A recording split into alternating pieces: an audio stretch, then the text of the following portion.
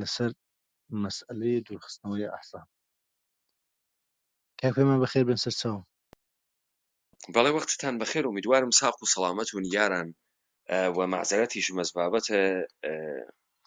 تەئخیرێکە لە مەوزوعەکە پێش هات. ئەگەر کەسێک فەرمایشێکی هەست بابی کات تا ئێمە وارد بەحسەکە بووین. سڵام عەرز دەکەم کاک پەیمان، وەختتان بەخێر بێت. فەرموون. بەخێر بێ کاک پەیمان، سڵاوت لێ بێت. کاک تاها ئەوەیەکی کە ئەو شەوە لە قسەکانی سەید ئیبراهیمدا زۆر مهم بوو بەلای منەوە. لە ئاخری قسەکانی ئەم پیاوە ئیشارەی بە شتێک کرد، گوتی ئێمە تەنها شتێک کە لەگەڵی نین چەک دانانین. یعنی ئەو شتە دەمێک هەیە، بەس تازە ڕسانەی کراوەکە. کاک سەید ئیبراهیم لە نەکاو بۆ دێ باسیەوە دەکا کە ئێمە چەکەکانمان دانانین. ئەوە شەر دەگەڕێتەوە بۆ هەر قسانێک کە کاک پەیمان دەمێکە باسیەکە، ئیستفادەتان لێەکە، دوایش بە مەسلەخ دەتان کێشن. هیچ کاراییەکیان نەما، هیچ، تەواو هەمویان خەرج کران. بەڵێ دەستان خۆش بە دینە سەر ئەو باسە. کاک پەیمان فەرموون جەنابەت دەست پێ بکە فعلا تایمە خب وەختتان وەخێر و ئەمیدوارم ساق و سەلامەتون. مەمنونیش لە تەکبەتەکتان کە لەسەر ئستێج و لە ئاودیەنسا حوزورتان هەست. کاک سیامەکیش فرە خۆشحاڵ بووم، گوێم لە دەنگت بوو. نکتەیە کە حائزە ئەهەمیەتە دوای ئەوەی کە ئێمە خەریکین و بنیادی یەکەم بارگای دانایان و کوردمان بعد از قڕونە خاموشی دانیاگە، من ئێشێ مەسائلێ بۆ ئێوە مشەخەس بکەم و عەرزتانی بگەێنم. لەگرا تاپیکێکم هەڵبژاردەگە بۆ ئێوە لە ژێر ناوە ئاخێزیان و ئەسپ تاریک یا دارک هۆرس.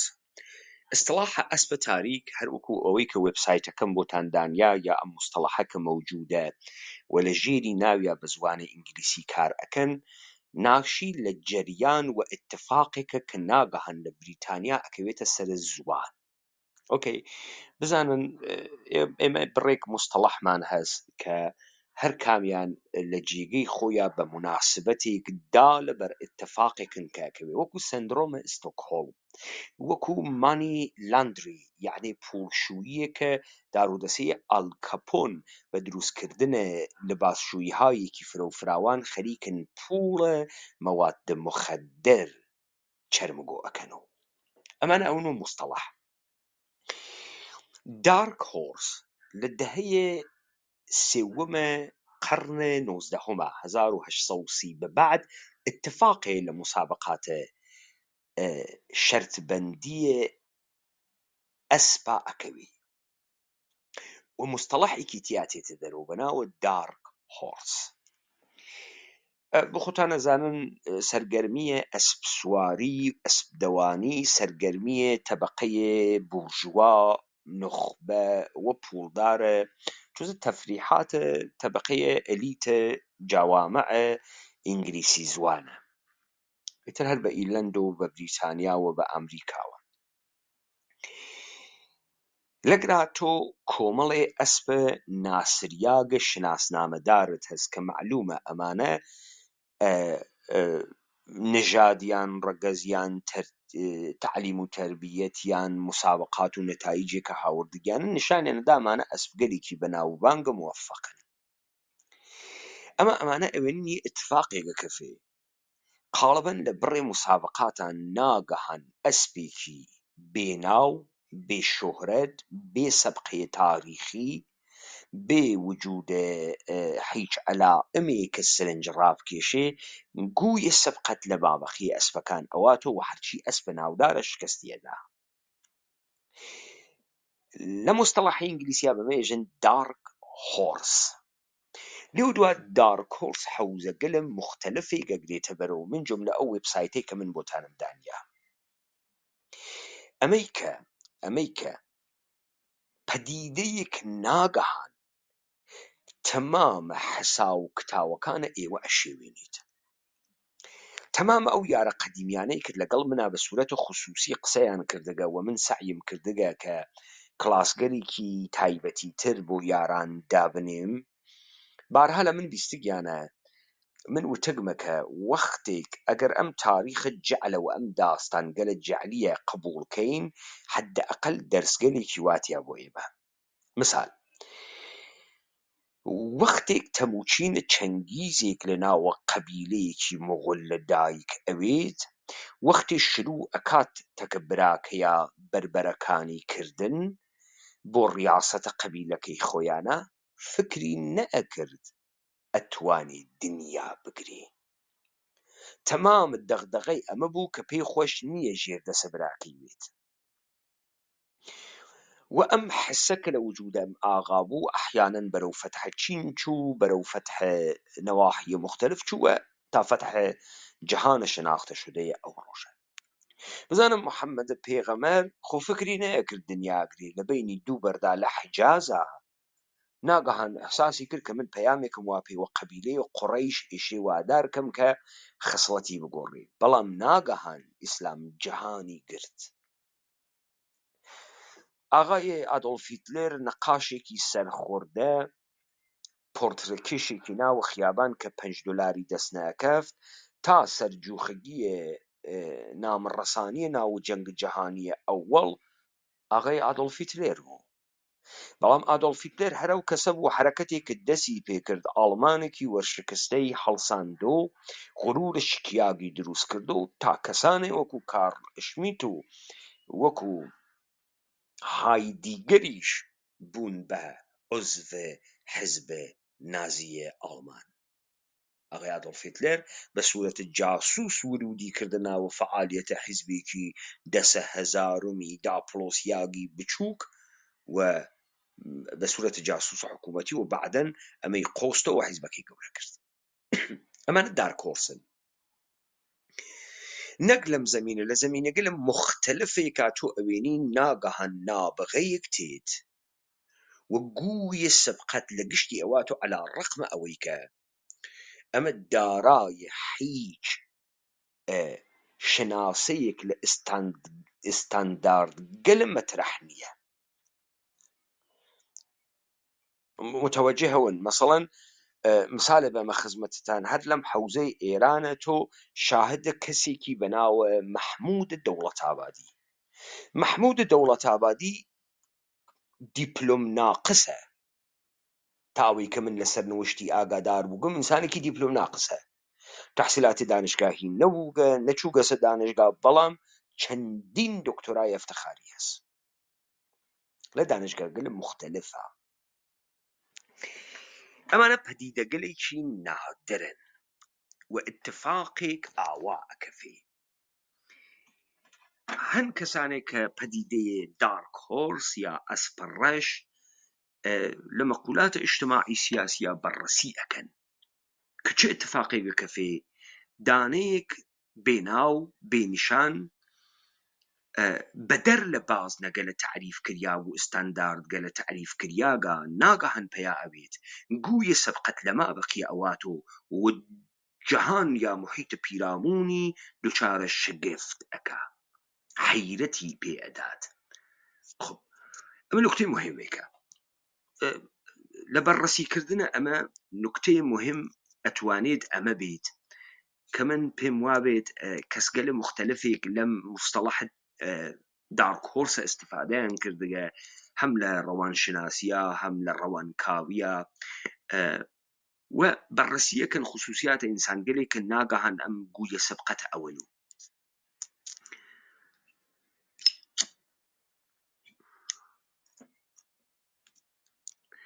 بزانن ئەوەی کە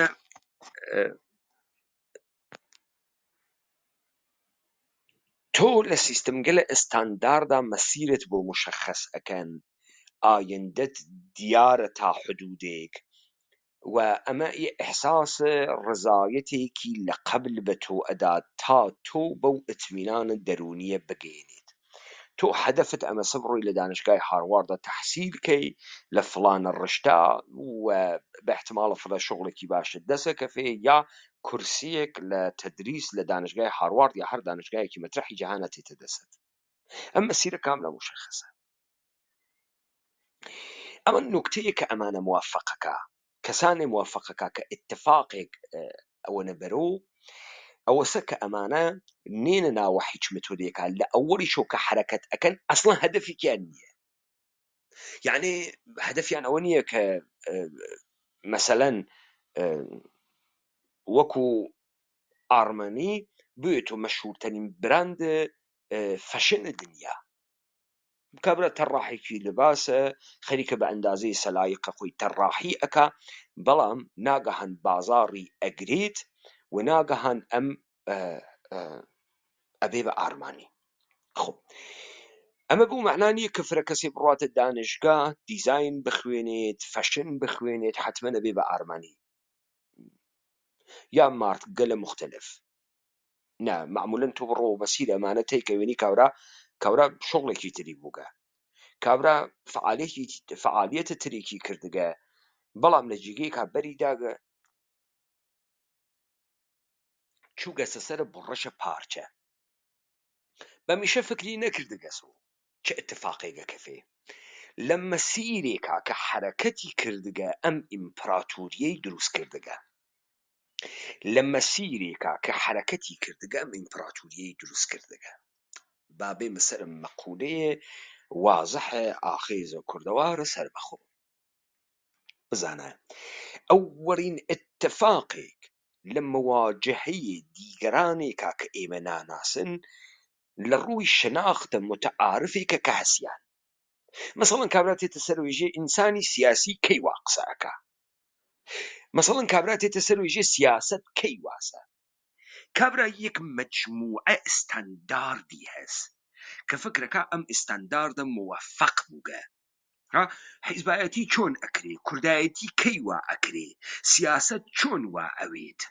بۆ چون ئەو یەک مەجموعەیەکی لە پێش ئامادە بە عنوانە ئستانداردە لە قاڵب دیاگە هەست. فکرەکەم کە زەروری نەوێت من ئەو بەدیهیاتە کە ئێوە ئەیزانن بێژمی 4 نەفەر بە یەک و دانیشن حیزبێک دابنین، دانیشن یەک تاریخێکی ئوستورەیی بۆ دروستکەن. ئەمە دقیقاً وەسە ئەوەی کە تۆ مەسەڵەن تاریخێکی ئوستورەییت هەست لە کەسانێکا کە مەشهورە ئەون و تەبدیلە بە قەهرەمانانە مردمانێک ئەون، گشتیان لە یەک ڕەوایەت تێنە دەرەوە، هەر لە موسا تا کوورشە کەبیر تا تەموچینە چەنگیز تا تەیمور لەنگ یەک ڕەوایەتیان هەست.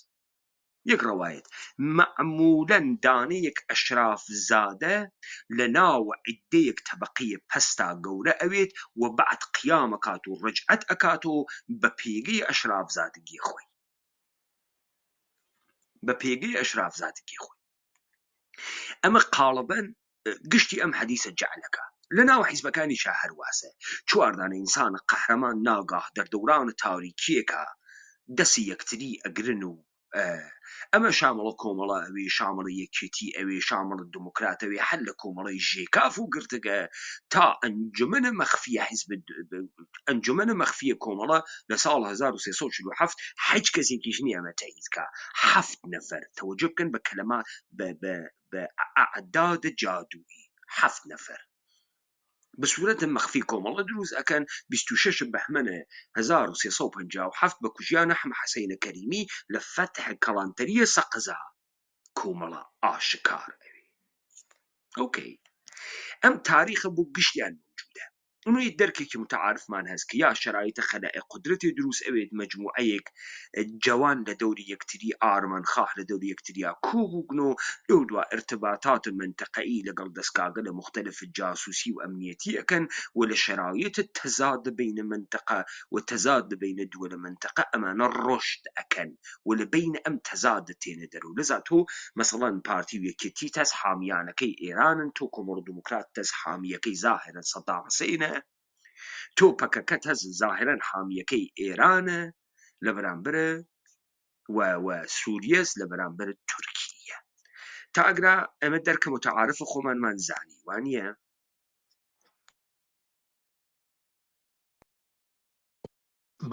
ئۆکەی با مثالێک بم دوێکە کەسێک قسەهایەکی لە منسوورە سۆفی لە کڵاپێکە دائیریان کردبوو بۆ من بڕی بوو هەناردی. منسوورە سۆفی لەوێ ئێژێ ئێمە ئەحزاب و کوردی حەساو بۆ حیزبێکی تر ناکەین، هەر خۆمان پێ مهمە. بە حیزبەکەی خۆم و کە کۆمەڵە بێ. ئۆکەی ئەم قسە کاملەن دروسە. ئەی بۆ ئەمانە لە ڕووبەرە زاهری و نیشان ئەدەن کە تەزادیان نییە وەختی باسە شەڕە کۆمەڵ و دموکراتەکەی و کای کۆنە بەبا مەکە. لە کاتێکا کای کۆنە حتمەن بەبا ئەوێت، حتمەن ئەم خوێنە وا لە بینە ئەم کۆمەڵ و دموکراتە حتمەن سەردەردێنێتەوە. ئەمە ئاتەش بەسێک وگە هیچ حەلێکی تیا نەکریاگە، هیچ ڕیشە یابیەکی تیا نەکریاگە تا ئەم مەقولەتەوە بێتەوە نابێت. ئێستەیشە ماگن پێشمەرگەهای کۆمەڵە و دموکراتی کە دەستیان بە خوێنە ڕەفیقەکەی پاڵە دەستیان و چووکە و هیچ وەخەمە فرامۆش ناکەن. ئەمە بگرە سوالە گەورە لە منسوور سۆفی ئەمەسا ئاغای منسوور سۆفی، ئەگەر ئێوە هیچ کامتان حساو بۆ دیگەری ناکەن، ئەگەر ئێوە هیچ کامتان ئەو تەوانتانەتیانێت تەنازل لە بەرامبەر یەکتری بکەن، کێ متحدتانی کرد تحت ناوە کۆمەڵی یەکگرتوو و حیزب دموکراتی یەکگرتوو. چۆن ئاغای خالد عەزیزی تەنی دا بەمەی کە لە ڕەهبەریەتە حیزب دموکرات تبدیل بوێ بە سخەنگووی حیزب دموکرات. ئەمە سوالە. ئاغای خالد عەزیزی خۆنەویستە، ئاغای خالد عەزیزی موقعیەتی خۆش نەگەرەکە، ئاغای خالد عەزیزی خۆی بە ئاقڵتر و داناتر لە ئاغای مستەفای هیجری نازانێ. کاکە ئەمە خۆ عیرفان نییە کاورا خۆنەویست بێ، ئەمە مەسئلەیە منافع جەمعیە حیزبێکە کە ئەحیانەن ڕەهبەریەتی لەدەستی ئینسانێکی سەیاستر و زیرەکتر و سیاسی تروێت موفقترە. ئاغای خالد عەزیزی خۆی کەمتر بە سیاسی ئەزانێ بەنسبەت ئاغای مستەفای هیجری. ئەی عومەرە ئیلخانی زادە چی بەنسبەتە ئاغای عەبدوڵڵاه موحتەدی؟ ئاغای منسوور سۆفی بێ ئیشێمە جواب باتەوە. ئەمە چی دەرەخات جوابدانەوەی ئەمە؟ میزانە منافقیەک لە نەمایشێ لە ئستانداردگەل سیاسی بازی لە ناو جامعەی ئێمە. پس ئێمە فکرەکەین ئاوا پێمان بێژریاگە کە ئینسانە سیاسی وەسەش ڕئیسە شرکەتە کۆمپانیەکی بازرگانی بۆ کارە خۆی ئیشێت تەبلیغکە، بێژە جنسەکەی من جنس قەشەنگێکە دەوامی هەز بەردەوام و نێت جنسە کەسیش تەخریبکە. سامسۆنگ بۆی نییە بێت بێژێ ئەپڵ چتە خراوێکە من چتە خاسیکەم. ئەمە تجارەتە، ئەمە تجارەتە و ئەمانە تەئیدیان کردگە، بەڵام کە فشاریان بووتێ واقعیەتە ئەمر باس ئەکەن. ئۆکەی پس ئێمە یەک دەرکە متعارفێکمان بوو، یە سەری ئستاندارد گەلمان بوو لەوەی کە فکرەکەین چه جەریانی سیاسیە چۆن قودرەتەگرێت. خەڵک بە ئێمە ئێژێت ئەوە کێ دروستانی کردگە؟ MI6 CIA موسادە ئیطلاعاتە، کێ پوڵتان پێ ئەدات بۆ ئەو وا فکرەکات و هەر چوار جەریانێکە وەسڵ بێ بە یەکتری احتیاجی بە ساپۆرتی مالی موقعیەتی مادی هەست و ئەم ساپۆرتە ماڵی موقعیەتە مادیە یعنی ئەم باشتە ئەوەڵیە ئێشێ لەلایەنە قودرەتێک و درابێت ئەنا ئەم شتە ئیمکان پەزیر نییە تا حدودی قسەکانیان دروستە بەر ئەساس دەرکە متعارفی کە ئەیکەن.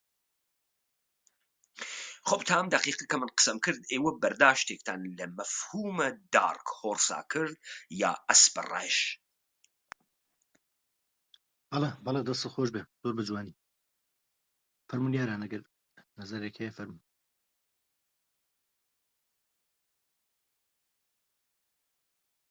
بزانم من لە ئەوڵە وتم ئەم کڵاپمانە بۆیە دانیاگە ئێمە یەکەم بارەگاه دانایان و کوردمان بەلەخەرە دانیا. درسته و من گەرەکمە ئەو کەسانەی کە لەو بارگا ئیستا حزوریان هەست سەرە نەخێک بدەمە دەستیان لە اتفاقێک کە کەوتگە و ئێشێ چۆن حرەکەتکەن. من کلیات ئێژم جزئیاتی بۆ خۆتان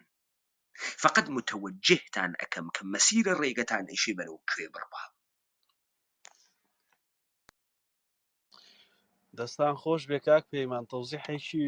بسیار کامل و جوان بوو لە بابەتی ئەو صفاتی دارک هۆرسەش ئەوەی کە جەنابەت باست کرد بەپێی ئەو تاریخە جەعلە بێت. طبعاً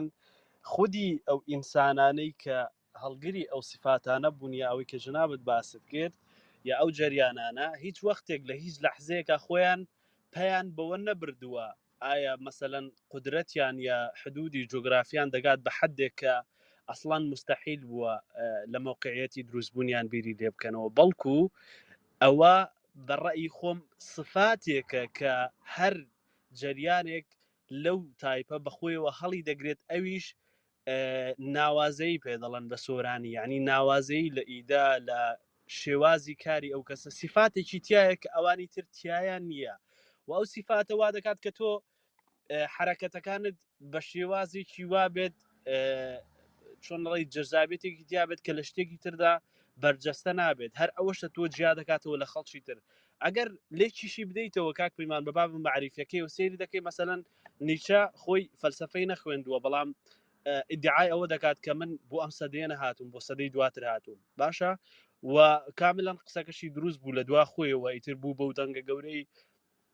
کە کەس نییە ئێستا نیچە نەناسێت ئەوەی کە هەر تۆزە خوێنەواریشی هەبێت بابەتەکە ئەوەیە من پێم وایە لەناو خودی ئەو فۆرمی دارک هۆرسەدا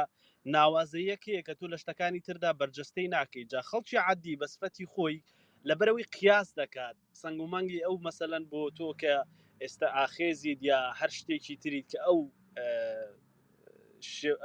ئەو سیفاتەتیایە بەپێی دەرکی متعارفەوەی کە خۆت باست کرد قیاس دەکات لە بینی تۆ مەسەلەن کۆمەڵە یا مەسەلەن پارتی یەکێتی پەکەکە لەبەرەوەی پێی بە قوڵی ئەوە نەبردووە ڕەنگە بۆ کەسێک کە ئاخێزی بێت هەست بکات ئەگەر بە هەستکردنەکە لە ناخود ئاگاشەوە بێ ئەو هەستەی هەیە کە دەزانێت تو ئەو شتێکی بەدەستەوەی ناوازەیە و ئەو شتە لە جریانهای دیکە هەستی پێ نەکراوە بەڕای من ئەوە یەکێکە لە سفاتەکانی هەر جریانێک یا هەر شتێک کە جنابتان ئێستا بەستانەوە بە ئەوەی کە پێی دەڵێن دارک هۆرس من ئەوالی تێگەشتم و هەر جریانێکی ژیا حتا بە سوورەتی شخصیش بێت پێم وایە لەو ناوازەیی بوونێ و لەو دەگمەنی بوونەوەی بۆ موقعیەتێک لەوە قودرەت دەست پێ دەکات و من بۆ خۆشم ئەو شتم لە ئاخێزدا بینیوێتەوە هەر بەو سفاتەشەکە ئێستا لێرەیە موجودم و ئەوەش ئینەرژیەکی بەردەوامە ینی لەگەڵ تۆدا دەژی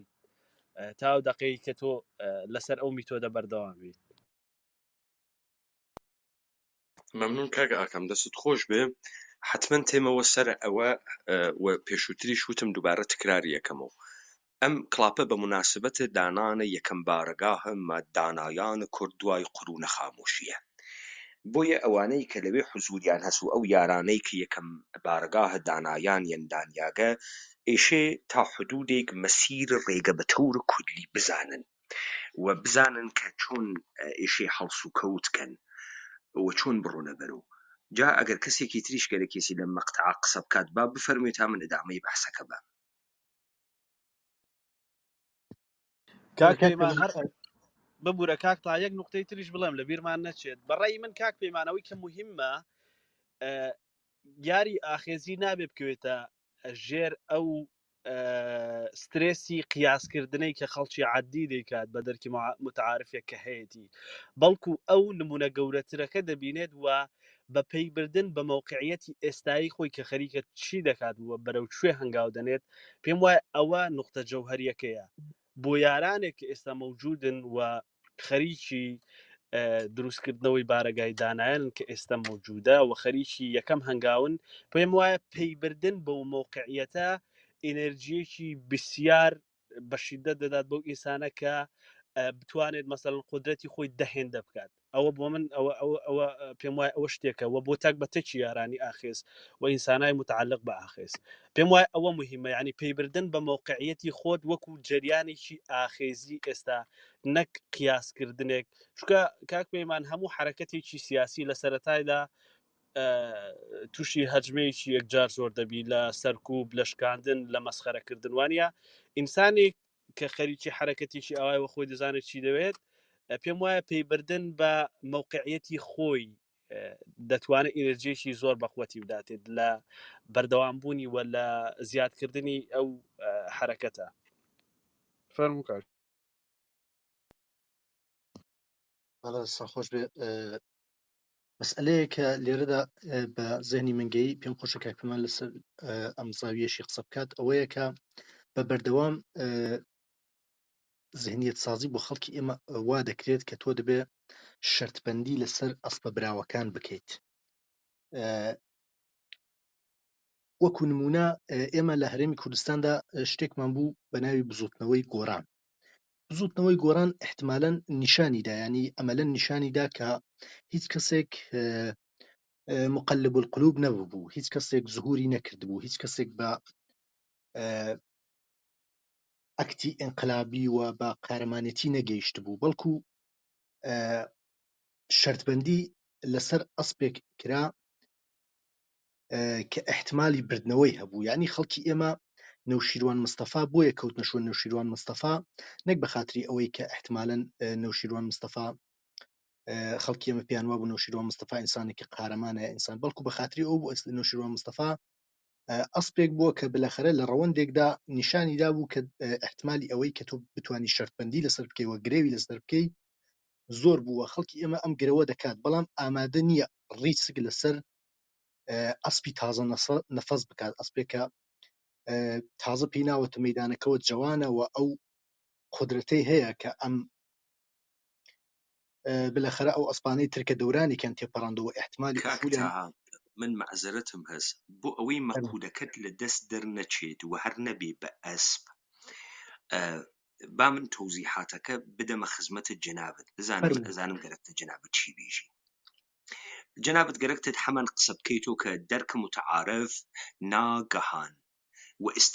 ئستانداردگەرێکت دانریاگە ناگەهان دووچارە شگفتیەک ئەوێت، ئەویش حزورە ئەسپە دارکۆرسە،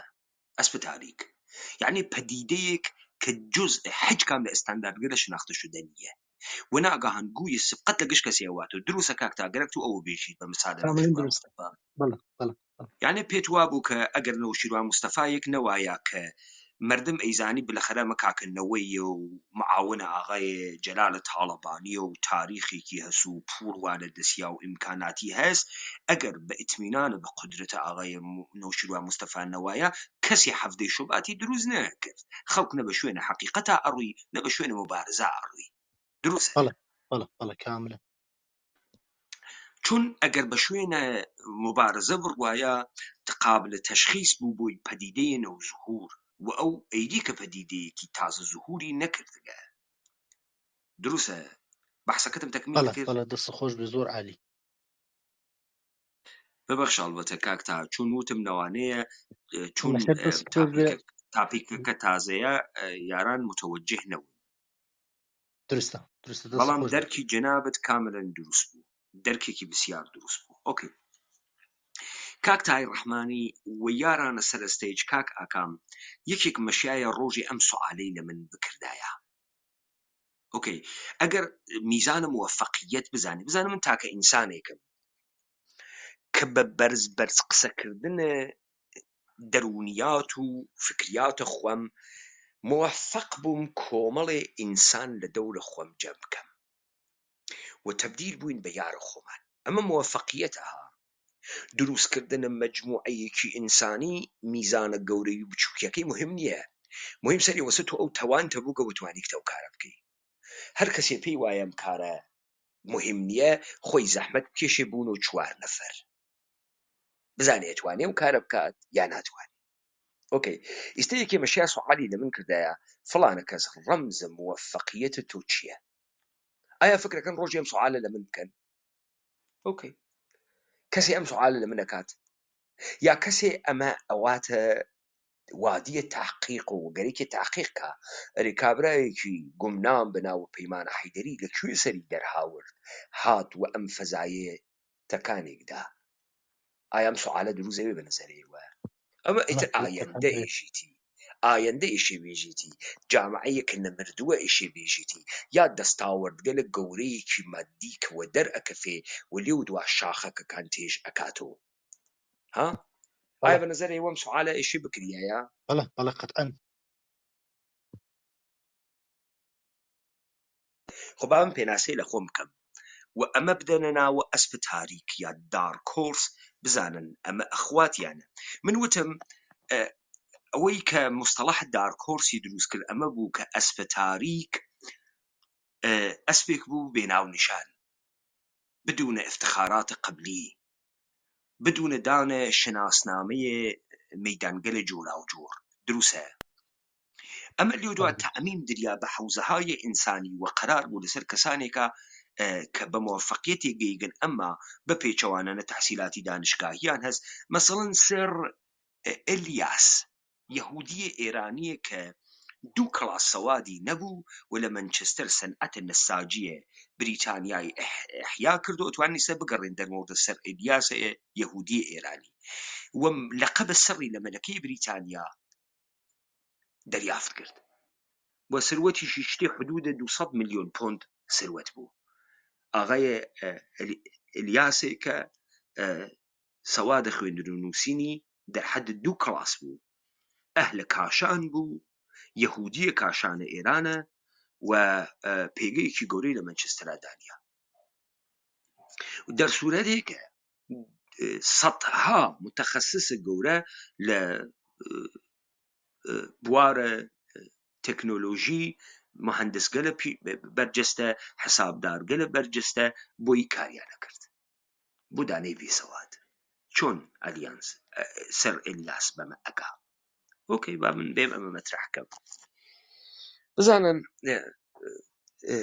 پێویست ناکە من تاریخچەی زندگی خانەوادگی خۆم بێژم هەرەوە نەبێژم کە من کولەن ئەوەی هاوکەڵاسم بوو بێ ئەوەی ڕفیقم بوو بێ لە محیتێکا کە گەورە بووین یە ئینسانێک بووم کە احساسم ئەکرد کە ئێشێ فەرق بکەم و تەئسیردا بنێم ئەمە ئەتوانین لە مۆبسریە کلاس وێت تا کاپتانیە تیمە فوتباڵ وێت تا ئەمەی کە کارگەرێکەکەی خارق العادە و دیگەران نایکەن لە 10 ساڵگیەوە مەسەڵەن ماشین بۆیتە دەرەوە ڕانندگیکەی ئۆکەی ئەمە بگرن لە سەروبەندێکا کە ئەحساس بکەیت تۆ ئیشی خەت سیاسی و خۆت هەڵبژێری من هاتوچۆی مزگەوتم کردگە قورئانیشم ختم کردگە دەرحەدە ختم ئەلبەتە نەتەواو بەڵام ناگاهان خۆم بە ئینسانێکی کۆمۆنیست ئەوێنمەوە وەسایەکەم نەبڕابتە خۆم مسلحکەم بە ئەم دانشە من بارها بۆ یاران وتگمە من ئیدئۆلۆژی ئاڵمانیم لە سن 12 ساڵەگیا خوێنگەسەوە کتاوم دەست نەکەوت نەقدە مارکسیزمم یعنی ئاشناییم بە مارکسیزم لەسەر کتێوە نەقدە مارکسیزم ئاغای ئەحسانە تەبەری لە کتێوخانەی ئەمیرکەبیر لە کرماشانە دەست پێ کردگە کتێوم دەست نەکەوت سوچ بە سوچە کرماشان ئەگەڕیام کۆنە چریکێ کۆنە چەپیە بدۆزمۆ لێ فێر بووم یا بە من بێژە چه خەبەرە ئیتر من لەگرا شەفەق سۆرخیم چاو پێکەوت سربەدارانم چاو پێکەوت کۆمەڵەییم چاو پێکەوت بگذاریم لەم داستانە ساڵە 97 من چوومە ئوردوگای کۆمەڵە قبل از انشعاب عبدوڵای مهتەدی لە حیزب کۆمونیست ئەو وەختە حوسێنە شەبەق دەرس تاریخی ئەدا ئەدیبە وەتەندوست دەرسەکانە مارکسیزمی ئەدا من خۆم لە ئەوان پێ تئۆریسیەنتر بوو هەم حوسێنە شەبەق هەم ئەدیبە وەتەندوست شرایطە ئەو ئوردوگامە پێ تەحمل نەکریا هەر ئەو وەختەم ئاغای ئەنوەرە محەممەدیە کە لێو دوا بوو کۆمیتە مەرکەزی عەبەی مهتەدی تەکە ئێمە هاودەورە بوو من هاتمە دەرەوە تەسمیمم کرد بڕۆم بۆ ئەوروپا نەشد گیریان و دریان و ئێران و کەوتینە زندان و کارنامەی کۆمەڵەیی ئێمە ڕوو بوو داستان مدەتی حەبس و لێودا بەردریان چون سن ساڵم کەم بوو 14-15 ساڵم بوو هاتم و چوم تەکە ئەدیبە وەتەندوسا دووبارە ارتباطم بەرقەرار کرد مەسئولە تەکەش بوو داوام لێ کرد ئاغای وەتەندوس من گەرەکمە بڕۆم تەشکیلات نهێنی لە شارە کرماشان دروستکەم چه ئیمکانات ئەسلحەیە خەنەختیارە من تەسەویشمەوە بوو کێشە ئەسلحەم بێ تەشکیلات مەخفیە مەسە بڕوا با لە فڵانە کەس بیکوشێ ئاغای ئەدیبە وەتەندوسە مەسئولە تەکەشە حیزب کۆمونیستی ئێران بە بەندە وتی بڕۆ لە ناو جامعە وەکو کۆمونیستی زندگیکە عەجەب نەسیحەتە گەورەیەک و دەستی خۆش بێ ئەوە بوو کە سەرنەوەشتە زندگی ئەمە بوو بەمە و لێو دوا لە ئینشعابەکە من لەگەڵ کۆمەڵەی شۆڕشکی ڕەزەحمەتکێشانە لەم ئینشعابە حمایەتم لێ کرد تابعەتەن جوانێکی خامی یەکسری مەفاهیمە تئۆریک ئەزانێت وەلی نە دەرکی کردگە نەفەحمی کیسی ئەمە کەیە ئەمە زەمانێکە کە بلوکە شەرق شکستی خواردگە من شاید ئەوەڵ دەحفە ئەمە خولیایەک بوو بووم بەڵام لێوە وەختی هاتمە واقع سیاسی دینیە تەنەفرێکی عجیب بەرامبەر بە کۆمونیزم بڵاو ئەکرێتەوە دەمیش ناکەیت و 4 سەلتەنەتەڵە پاچە ئەگرێ دوو ئێرانی ئەحمەق یەخە ئەگرێ چوزانم هێرشەکەنە سەرت و ئەویشی بە جەهانە ئمڕۆ حاکمە بە قەوڵە فوکویاما تەکڕەوایەتە نەئۆلیبرالیزمە بعد تۆ بەرە ئەوێنی ئەم جریانە سیاسی هیچ معنایەکی نییە کۆمەڵەبوون هیچ معنایەکی نییە خۆت لە خۆت سوالەکە ئێرە کۆمەڵەبوون یعنی چی یەخە بە عەبدوڵای مۆتەدیەک دێژی کاکە کۆمەڵەبوون یعنی چی عەبدوڵای مۆتەدیش ناتوانێت جواب باتەوە کۆمەڵەبوون یعنی نەزەرات ئاغای عەبدوڵای مۆتەدی لە هەر کوێیەکە بەقفێوە نەزەرە کۆمەڵەس لذا تۆ بە عنوانە کادرێکی سیاسی هیچ مێژەرمنتێکت نییە بێژی کە کۆمەڵەبوون یعنی چی تەماشاکە ئێمە نەچەپە نەڕاستە نە سوسیال دموکراتە معلوم نییە چه حەفیەکە بعد تەوەجۆکە ئێمانە گشتیان خەریکن گەلە کۆمە ئەکەن بڕۆنە دەرگاه عەموسام ئەمە وەرشکستیگێکی ئەمریکا لە کنارە ئەمە تەک ئەفرادگە لە کۆنە کۆمونیست تەماشاکەی ئاغاگیان ئەمانە دووچارە وەرشکستگیە تاریخی بووگن برا گەورە نەماگە مەرغوبیەتە کۆمونیزم نەماگەیستە کاورا نازانێت کۆمونیزم چییە ئەڕوا ئەوێتە وەجێتێریەن من ئەوەی کۆنە چەپیە حیزب کۆمونیستە کارگەریم چاوپێکەوتگە بە تایبەتی چ لە ئیقلیم کوردستانە ئەمانە بوون و وەجێتێریەن و ژنباز و سکسە ئازادی و وەکو خانمە مەریەمە نەمازی مەسەلەن خۆ بەمە شکستێکی گەورەس ها کاورا نەیتوانیگە خروج کات نەیتوانیگە لەم شکستە ئەحیانان لە دیوارە برلین خوارگێسی نگاهێکی تر ئێرابە و تو ئەخۆیتە بۆمبەستە ئیدئۆلۆژیک خۆ ئیسە دوو ڕێیانە بۆ ئەمێنێت و بڕۆیتە سەلامە جمهوری ئیسلامی بێژی غەڵەتم کرد ئاغامە گشتی فاسد و کۆمەڵی درۆزنە فاسدە وەرشکستە نەوەی کە تۆ احترام بۆ خۆت دابنی و پێت بەر بخواژێ سواربوونم عەیبێ داوەزینم هەزار عەیب ئەمەی کە تۆ بێژیت من لە ناوە تەعاریفە ئەم جەهانیە قەرار ناگرم و هەڵ ناگەڕێم و بێژم غەڵەتم کرد نا من نایژم غەڵەتم کرد دەرنەتیجە ئەوانەی کە گەرەکیانە تەسویرە ئینسانە ئینقلابی بکوژن حەملەیان پێکەم هەر بە نظامە سوڵتە تا بە ئەیادیە دەستە هەزارۆی ئەمە ئیتر هەدەف گەورەیە فتح ئیالەتە متحدەی ئەمریکای تیان نییە معلوم نییە مەسیرەکە بەرەو کوێیەچی وەلێ من نە تەسلیم ئەوم نە سەری تەئیدیشدا ئەنێم و نە سکوت ئەکەم و نە دەست بۆ کارهای سەخیفەوە تەنیا هەدەفم من ئەمە بوو کاکە تەها ئەوەی کە هەم ڕوویکەم من ئەمەمە من ئەم دنیا واوێنم و ئەمە بە من قبول ناکرێ متوەجێ بوو یاغەگیان فەرموو کاکتە بەڵە دەستە خۆش بێ ئەمە دەتوانین بڵین تعریفی ئەم وتەیە جەنابتە کە دەڵێ من لە بەشونگەڕانی ئازادیە بە کوردیەت گەیشتم یعنی دەتوانین بڵین تعریفێک کە لە ئێستا جەنابەت دات و ڕەوەندێک کە زندگیە جەنابەت تێی دەکات ئەوە نییە کە جەنابەت خۆت بە کوردێکی قەومی ئتنیکی ناسیۆنالیست زانی بێت و لەسەر ئەمەوە گەیشت بێتی بەم کوردیەتێکی ئێستا ئاخست تعریفی دەکات کاملەن دروسە من کوردیەتم کەشف کرد کاملەن دروسە بە سوورەتە مەوروسی پێم نەگەی کەشفم کرد کاملەن دروسە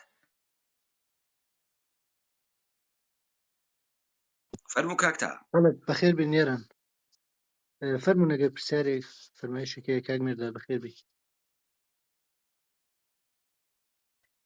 سلام عزیزكم ياران وقتان بخير بيت فرموني ومن فعلا وقعية مقداري مناسب خۆ پس ئێوە دیتان من لە ئەوەڵ هەدەفێکی کە منجر بە نەتیجەیە مادی بوێ تعریفم نەکردو بەڵکو کەوتمە ناو مەسیر هەرکە هاتوتی بیکەرە حێزب فڵام کەوتم ناغاگیان بێسە نەخێوانیە وەفرە کەسێ لە ئێمە نزیک بۆ لێدا ئێمە دوورمان کردنەوە خۆتان ناوەکانیان ئەزانن پێویست ناکەم من بێژمی فرە کەسێ ئەچوو ئەیوت من قسە فێری ئەەکەم ئەو سخەنگوویە منە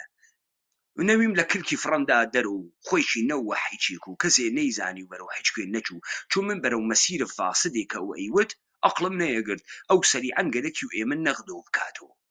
یعنی بمان کاتە ساختارێک و بڕوات دەرگای خەڵکی بکوتێت کارێکی پێ بکات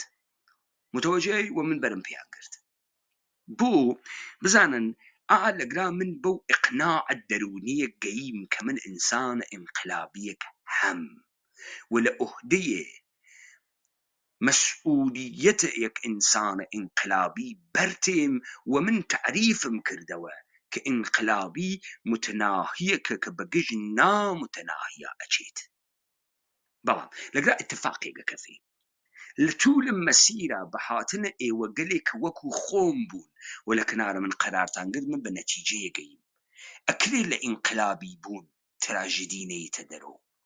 ئەکرێتەوە بە تەنهایی وەکو ئەنتیگۆنە لە بەرامبەر حاکمان نەوێسیت و تراژدی نەخولقێنی ئەکرێ وەکو باوکە سەیدەوان لە بەرامبەر قەدەرا نەوێسی و تراژدی نەخولقێنی و ئەم ئەکرێ فقط بە جەمع ئەکرێ جەمعێکی گەورە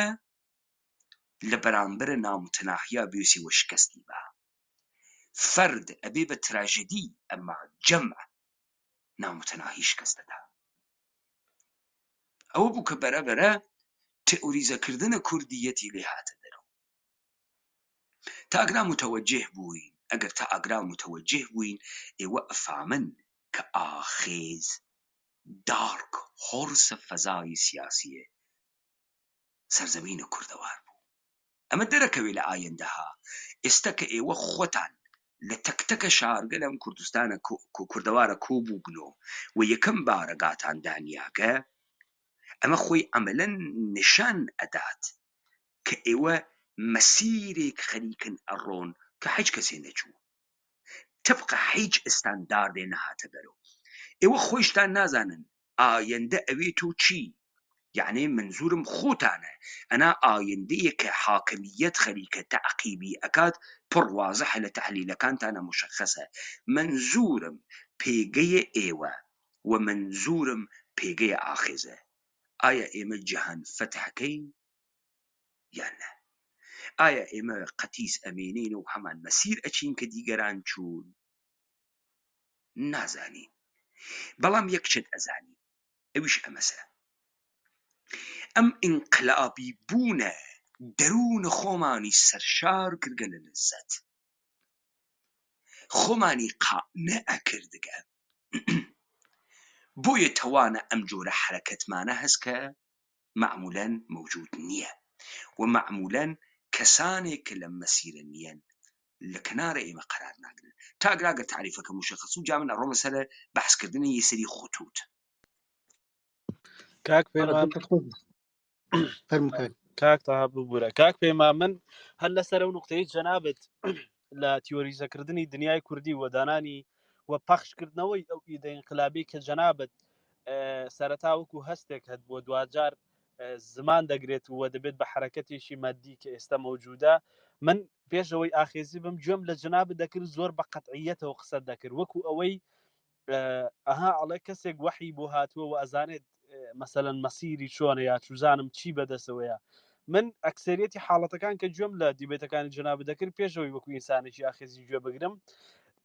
لەوەشەوە هەوڵمدا کە زیاتر بڕۆمە ناو تەفاسیلی شتەکان ئەوەی کە جەنابەت خەریک بووی زۆر بە قەتعیەتەوە قسەت دەکردووە ئیمانێکی بەقوتت هەبوو بە تەحلیلەکانت و بە دیوێتەکانت و بەش پێم وایە نقطە قودرەتێکە کە یاران دەبێت ئیسفادەی لێ بکەن وەکەوەی کەوتم تۆ قیاسێک کە مەوجودە نەکەویتە داویەوە بیسەپێنی بەسەر خۆدا بەڵکو تۆ بەو ئیمانەی کە هەتا بەو تیۆریەی کە لە مێشکدایەوە ئەو دنیا بینینەی کە بۆ تۆ وەکو ئینسانێکی انقلابی تعریف کراوەتەوە ڕووبەوە دنیا ببینیت و ئەوە شەو ئینەرژی زیاترەکات وە قسەکان تا ئێستا بڵێم شاهکار بوو دەست خۆش بێ فەرموو کاکتەوە بەڵێ دەستی جەنابەت خۆش بێ ئیتفاقاً پێشەوەی بچمە سەر قسەکەی خۆم من لە تاییدی قسەکانی جەنابەتدا یەکێک لە هۆکارەکانی جەزببوونی من بە ئاخێز وەکو کەسێک کە من طرفداریم لە دموکرات دەکرد و بەهایەکی زۆریشم بۆ دابوو یەکەم شتێک کە من لە کاک پێمانم بینی ئیتفاقاً هێرشێک بوو کە دەیکردە سەر حیزبی دموکرات بۆ منیان نارد و ومن بە مەحسی گوێدانی قەتعیەتێک کە لە کەلامی کاکپەیماندا هەبوو جەزبی کردم باوجودی ئەوەی کە قسەکانی ئازاردەهەندە بوو بۆ من بەڵام ئەو قەتعیەتە کە بە تەواوی وجودەوە دەری دەبڕیت جەزبی کردم و باعث بوو من بڕۆم بە دوویدا ینی نەمتوانی دڵی لێ بکەم دقیقاً مەسئلەیەکی کاکپەیمان مەطرحی کرد ینی دەتوانین بڵێن کاکپەیمان ئەم دەستپێکی دانانەوەی وە بنیاددانەوەی یەکەمین بارەگاهی کوردان بەلانی کەم دوای 300 ساڵ لە خامۆشیان لە خامۆشیە بارەگاهانی کورد و تەبدیلکردنیان بە خانەقاهای تەسەوفی و تەریقەتی و عەرفانی ئەمە دووبارە قرارگرتنەوەی یەکدانە قرارگرتنەوەی فیزیکیە متەناهیە کە لە بەرامبەر نامتەناهیەکدا کە نەزمی سوڵتەیە دنیاە کە ئێمە تاکو ئەمڕۆکە لە مەتن و لە تئۆری و لە کەلامدا و لە ئیدەدا خەریکی تەقابل بووین و ئەمە دەستپێکی بنیادنانەوەی یەکەم دەرکەوت تەقابلێ فیزیکی بێ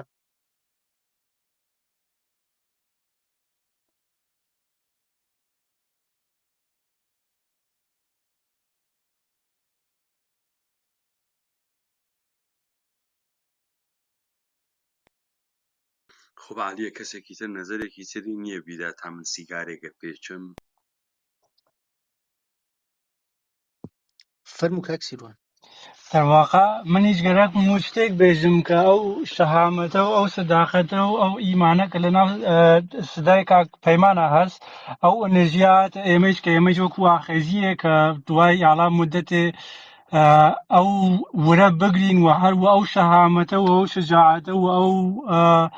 دەنگبەرزیە قسە بکەین و ئەوێتە بەشێک لە شخصیەتماناڵە من وەخت و فرێ لە وەختێری شەر لە فرێ لە کەلیمەکان کاکپەیمانیش استفادە دەکەم و بە قەتعیەتێک کامڵیش لەلایەن خۆم و قسەکان تکرارەکەم و منزومەوە وەسە کە کاکپەیمان بەو شێوەی کە خۆی هەست کەسانهایەکیش پەروەردەکە کە واقعاً انقلابیون یاغیون و ئامادەی بەرەنگاری لە تەک هەرچی موقعیەتە بوون و هەروە کە مەسەڵەن ماشاکە ئەم ئەحزابەکان تر باوەڕکەن پێشمەرگەکانیان هەوادارەکانیان ڕێک وەک خۆیانن یانێ چەندێ خۆیان فاسدن پێشمەرگەکان و هەوادارەکانیان لە خۆیان فاسدتر ئەو شتەی کە لە ئەوەڵیچە و باسییان لەسەر کرد ئەوەی کە من لە تەک ڕەفیق و چت خۆمیش ئافرە قسەم کردیە لە مەوردە ئاخێزە و ڕەت لەسەر یەکدانە کەلمەی ئاخێزنامە نادەن وەلێ ژن تۆ چۆن گەرەکتە لە تەک تەواو ئەم نظامە سوڵتە شەڕ بکە ئەمە دیارە ناگادە شتێک و عالەم جۆرە شتێ لەوەلێ هەر ئەوەی کە ئەم نادیارە بۆ ئێمە وەک حاڵا وەک ماجرا جوویەک وێ وەک هەرچێک وێ بەهەرحاڵ ئێمە ئەچینە ناوخەویاوە هەر شایەت بەهەرحاڵ ئێمەیش لەبانە قسەی خۆمانە ئۆوێسین فقط گەرەکمام دوو مەوردە ئشارەی پێ بکەم بۆ ئەوەی کە نەزەر خۆمیشم وتوێ لەم مەوردە سپاس بەڵێ مەمنون دەست خۆش بێ کاک سیروان خب ئەگەڕێنەوە سەر ئەوەی کە ئەمە زەوایای جورا و جۆری هەست بۆ بەڕەسیکردن بەڵام خب ئێوە تا حدودێک تەکە ئەم داستانە ئاشنا بوون کاک کاروان شاه تەشریفی هاوگە کاک کاروان جنابیش دەرەکت بۆ قسە بکەی فەرموو تا بڕۆ مناوە مەرحەلەی بعدی زۆر سپاس کاکپەیمانی خۆشەویست زۆر سپاس بۆ یاران کاکتەها بەقی یارانی خۆشەویست کاکپەیمان بە ئیجازەی جەنابەت من دەمەوێت هەر لە سەرەتاوە یەک کریدیت بۆ ئاخێز قایل بم وەختێک باز لە دارک هاوس دەکەی بێگومان وەختێک هەر بینەوە سەر میسالی ئەسپەکە بێگومان ڕۆژێک حتمەن فارس دەڵێن دەست باڵا دەست زیادە و حتمەن ئەو ئەسپە بێناو نیشانەی کە هاتووە و گووی سبقەتی بردووە لەوانی دیکە دوای ماوەیەکی دیکە پیر دەبێ و دەست باڵا دەست دەبێ بەڵام من ئەوم لە ئاخێزدا نەدی لەوەی کە جەنابەت بنیادنا و لەوەی کە ئێمە ومانانێک ینی جەزبمان کرد و ئەو سەداقەتەمان لە جەنابەتدا دی فقط ئەوە نەبوو یاران ئیشارەیان پێکرد من پێم خۆشە شتێکی دیکەش ئیشارە پێ بکەم وەختێک جەنابەت قسەت دەکرد وەختێک دەتکوت من لە ینی لە ڕەنجەکانی خۆم هاتمەوە دەرەوە زۆرم کردووە منیش هەر بێجگە لە سەداقەتی جەنابەت هەر ئەو هەستام هەبوو ووردە وردە کە جەنابەت چوی پێشە نێودنا ئاخرین شۆڕش و ئەو ئاخرین شۆڕشە بۆ من زۆر مانایەکی گەورەی هەبوو ئەوڵەن شۆڕشەکە لە کوردیەت ڕادەست پێ دەکات لە جەهانی کوردی ڕادەست پێ دەکات و دوایش دەبێتە ئاخرین شۆڕش بۆ مرۆڤایەتی ئاخرین ڕێگای نەجاتی مرۆڤایەتی بێگومان ئێمان زۆر بە دووگم و داخراوبوون لە سەرەتادا 6 ساڵەوە پێش من لەگەڵ جەنابەت بووم هەر لە گروپی تەلەگرامێکەدا ئەو دەم زۆریان متهم دەکردین کە دێ ئێوە فەرق لەگەڵ پەکەکە چێوە تا ئێوەش دووگم و داخراون و ئیدعا دەکەن هەر ئێوەن و بەڵام زۆر کەسیش ئەو پرسیارەی لە من کردووە ئەمن چۆن بزانم کوردم و چۆن بزانم متعلق بۆ باب و باپیرانی من بە کوردیت من دەڵم تۆ وەختێک جۆ لە ئاخیز ڕادەگری ئاخیز یەک کار دەکا تەواوی ئەو کۆهن ئولگۆکانی کە دەرونی تۆدایەوە خەبەریان دێنێ و وەختێک چاو لە کۆهن ئولگۆکانت دەکەی دەرمانی ڕەنجەکانت لە جەهانی کوردیدا دەبینێەوە و چاوم لێ کرد دیتم ڕەنجی ئێمە بە عنوانی کورد بە عنوانی ئینسان زەمینی کورد لە ڕەنجی هەموو مرۆڤایەتی گەورەترە هەر بۆیە وەختی ئێمە ئاخیز بتوانێت کە دەتوانێت ڕەنجی ئێمە و ئینسانی کوردی دەرمان بکە چۆن من ناتوانم ڕەنجی عەرەبێک دەرمان بکەم یعنی ڕەنجی وی لە من قوڵتر نییە ڕەنجی کابرایەکی دەتوانم بڵام میسریش لە من کورتتر ینی قوڵتر نییە هەر بۆیە ئەوەی کە نیێوی شینێنرا ئاخرین شۆڕش بۆ من واتایەکی گەورە بوو واتایەکی زۆر بەرز بوو و شانازیم بخۆم کرد کە لە وەها دەورانێکدا دەژیم لە پەنا جەنابەت و لە پەنا یارانی دیکە شاگردی بکەم و جۆڕاگرم و فێر بم و وردە وردە گەورە بم لەگەڵ گەورەی ئاخرس دوور و درێژی ناکەمەوە سپاس لە ئێوە کە کاتتان دامێ سپاس بۆ یاران کاک تا زەحمەت پێشە من هیدایەت کەو بە خوارێ لە خوارێ گوێتە زۆر سپاس دەستت خۆش بێ کاک کاروان من ئەمانەم وت لەبەرەوەی یاران قەرینە پنداری بکەن ببەخشن قەرینە سازی بکەن و هەمزاد پنداری بکەن کاک پێمانە زارعی گەرەکتە قسە بکەی تا من واردە فازێکی تریش بوو مەڵبەتە و ئەلبەتە ئەم سوچ و زەوایان ناشارێت و من ئەمانە ئێژم لەبەرەوەی تەتابقی بدەنتە کە زندگی خۆتانە با مثال بەمە خزمەتتان ئەکسەریەتە ئێوە ئەزانن من تەحسیلات دانشگاهیم نییە بەڵام با نوکتێکتان ببیژم کەسایەتێکی وەکو من نەژیانی ئەشارێت و نە ئەوەسە کە خەڵک بە قەوڵە ئینگلیسی دیگینگی تیان نەکەن یانێ چاڵی لێ نەکەنن بابزانن حتا کلاسە دووەمە دەبیرستان شاگردە ئەوەڵ بووکم بابزانن هەر کارێکە کردگمە حەزم پێی کردگە تیا عالی بووکم مەسەڵەن من سەرگەرمی های مناڵیم تیرکەمان بازی بوو باوەڕکن ئێوە پێژن دارلاسیک باوەڕکن سوزەنم پێی هەڵگرتگە ئیستێشە پێی هەڵەگرم ئیستێشە چووکمە والیباڵ مەقامم هاوردگە ئینشام نووسیگە لە سەدح ئوستانە کرماشانە بووگەسە ئەوەڵ لە کلاس پەنجمە ئیبتیداییە و جایزەم لە ڕئیس ئامۆژگەروەرشە کرماشان هەسم لەو هەم هەست ئینشایە کە بە تەمامە دانش ئاموزانە مەقتەی ئیبتیدایی ئوستانە کرماشان دریا بوو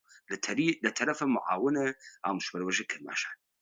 باوەڕکن لە مسابقات مختلفێکا کە لە مەدارسە دایان ئەنیا على ڕەخمەوەی کە تەلاش عەجیبی کەم نەکرد هەم لە نەهج البەلاغە و هەم لە مەسائلێکی ترا لەوح تەقدیرە ئەوەڵی دووەمی سێوەمیم هەست ماوەیە بوومە کوشتی گیر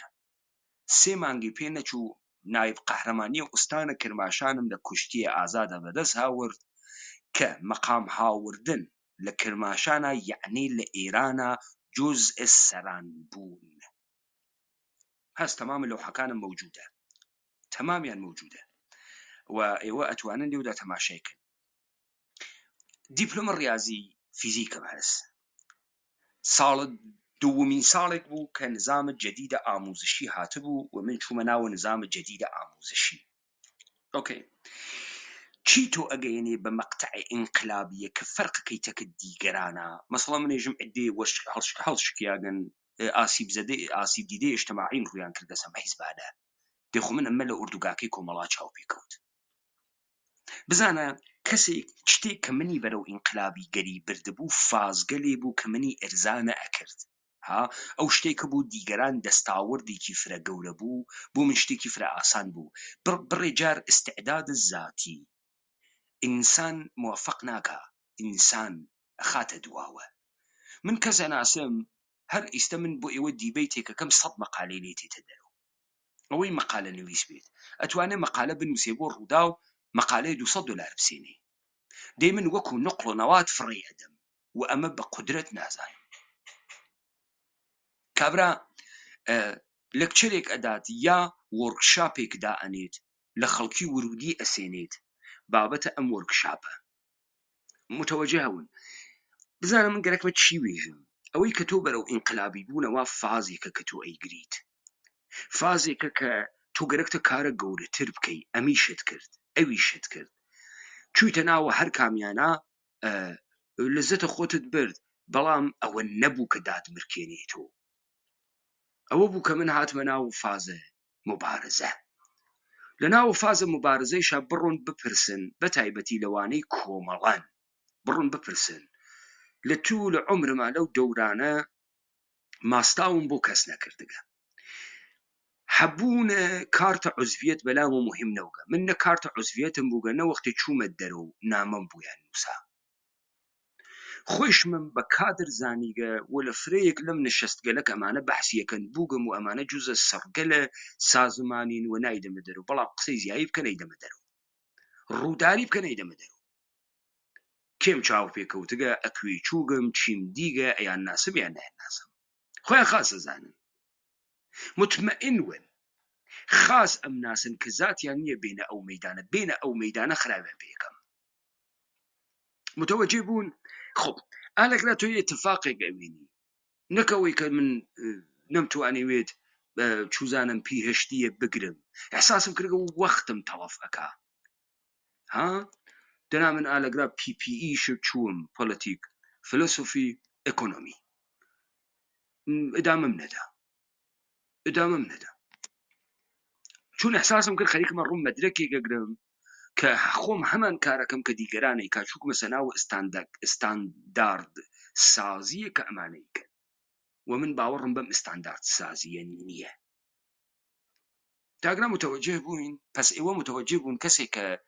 دارک هۆرسە لە ئستاندارد قرار ناگرێ، ڕێگەی موفقیت لە دانشگاه تعقیب ناکا،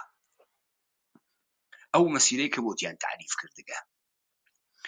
ئەو مەسیرە متعارفە ناچێ کە دایان نیاگە بووی، ئەمە بۆ معنaa نییە کە تەقلید ئەکا، خووی واسە، سرشتە ئەم ئینسانە واسە، بۆیە ئەو نمونە یونیکێکی لێ دروست ئەکا، باڵول زاڵتێوەن زاڵتەیەک دانە ئامیان ماچان باڵول دێوانە کێدی وەی تەوردانا بوو مەرکەب نەمەیدان گەردون ڕانا بوو. تاگرا متوجه بووین؟ ئەگەر تا ئەگرا متوجه بووگین، خب ئەمە ئەو قدرەتە بە ئێوە ئەدات ئەلا ڕقمە ئەوەی کە جەمعیەتێکی زۆر و بۆر ئێعترافە بە ئێوە ناکات، جەمعیەتێکی زۆر و بۆر ئالوودە بە تەفەککورە ئێوەست و حەیرەت زەدەوە مەشکوک لە دوور و ئەنوا ڕێپێتان و توانە تەحلیلە ئێوەی نییە. تاگرا متوجه بووین بە دەرکەوتنە یەکەمین بارەخەهای قدرەتە مادی حزور زۆر و بۆرە هەزاران نەفەری بە دەورە خۆتان و ئەوێنن. ئەگەر تا ئەگرا دروست چوینە بەرەو من مەرحەلەیەکی ترم ماگە کە بەحسی کەم کاکی وا و کاک پەیمان ماگن قسە بکەن تەکە کاک مەردادا گەرەکتانە قسە بکەن دەنا من ئەڕۆمە سەرە ئەوەی کە یاران ئیستە ئیشێ لە بارەگاها چی بکەن. بەڵە فەرموون ئەگەر فەرمایشێکەیە کاک پەیمان کاکی وا، ئەگەر نییە بە ئیدامە